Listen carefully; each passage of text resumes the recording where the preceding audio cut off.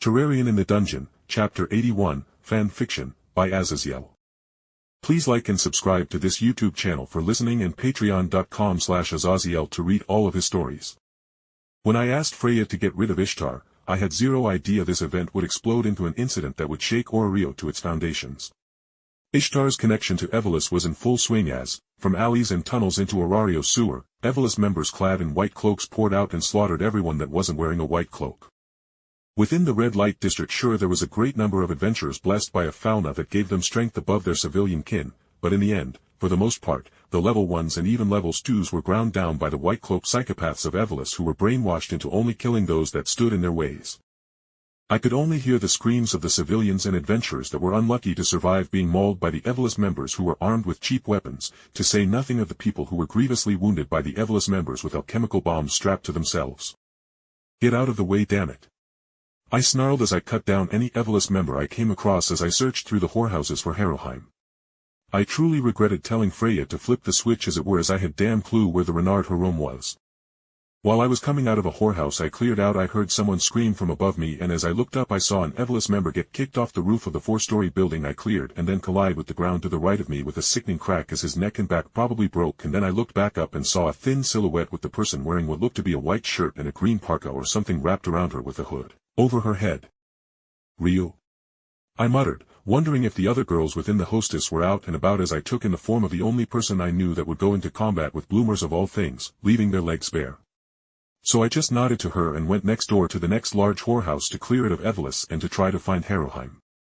Honestly, Evilus was so cartoonishly evil for evil's sake that even when I butchered them, I couldn't even see them as human, especially with how they covered up their entire bodies in the white hooded cloaks. I just treated them as monsters. I wasn't going to bother getting their monster stones out. So even as their blood boiled into steam off meteor armor, my mind and consciousness were clear of angst for killing these rabid animals. Where the hell do I find a fox girl in the red light district? I snarled, kicking what I hoped was a Paolum Evilus member through a wall, and pitched a grenade into his head to finish him off as the room he was kicked into was painted with his remains. Sir, the exotic girls are at the back right section of the red light district in the wealthiest sector. An Amazon nervously said as I looked scary as fuck with crimson mist from the blood boiling off my armor.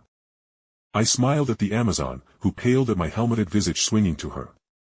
Oh lovely, well go north from here. I cleared a path so Evilus members will likely be thinner in that direction, or just hide here as that should be the last Evilus member, I said, and the girl said she would hide here, so I shrugged, and as I exited the building I placed a couple of stone blocks in front of it so no one could enter the door through the front door.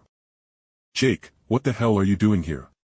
I heard someone shout, and I saw Tiona armed with her dual-bladed weapon striding through the wreckage of a collapsed building.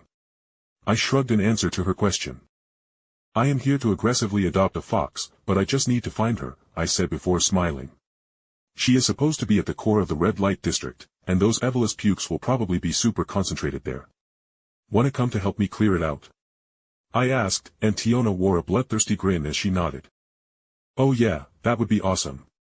I haven't gotten to fight with you since we made that tunnel into the dungeon, and I want to do that again as the sheer number of enhanced monsters made us get some good excelia. Tiona said happily as she spun her erga in the air to get ready to kill some more Evilus trash. With Tiona's help, I was able to use my magic weapons and my mini shark to slaughter our way through the throngs of Evilus members, with Tiona keeping the Evilus members off my back, and as we reached the core of the red light district, I saw Orario's backbone of strength was at war with Evilus. Ace Wallenstein was fighting a sword fight against a voluptuous woman with red hair, along with a man with silver hair, while Finn was fighting that psychotic woman with pink hair with a cursed sword. It seemed that everyone that was at level 5 in Orario, including a couple dozen people I didn't even know of, was locked in combat with Evilus people that seemed to match their numbers and level, as if not exceed the native people of Orario.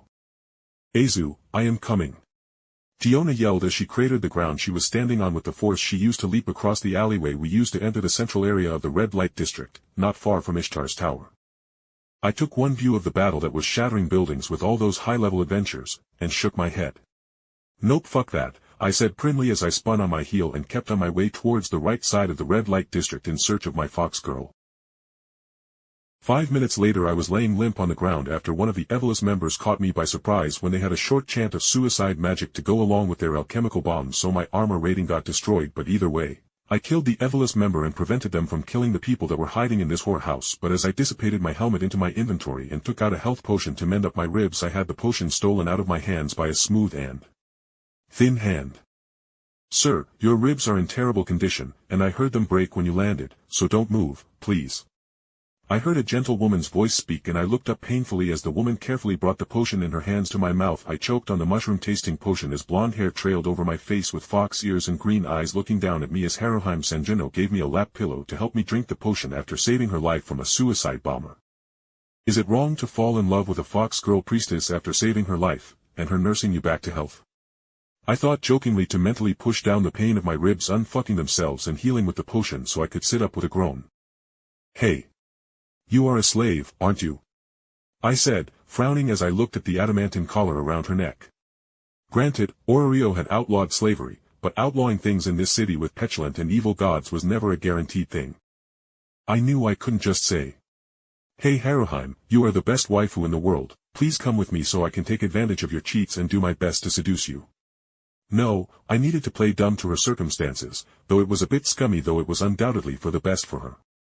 I am not much of a slave, but my life is bound to the Ishtar dash. Before she could say anything I poked the adamantine collar bound and welded around her neck, and it broke apart into motes of light as it instantly disappeared around her neck and entered my inventory, and for a moment Haruhime froze. So. Wanna join my familia? We have cookies, and I will give you head pats. I offered goofily as Haruhime gingerly touched her pale neck that had obviously been covered by the collar and had changed the color of her skin like when people wear a cast on a leg or arm for a couple of months.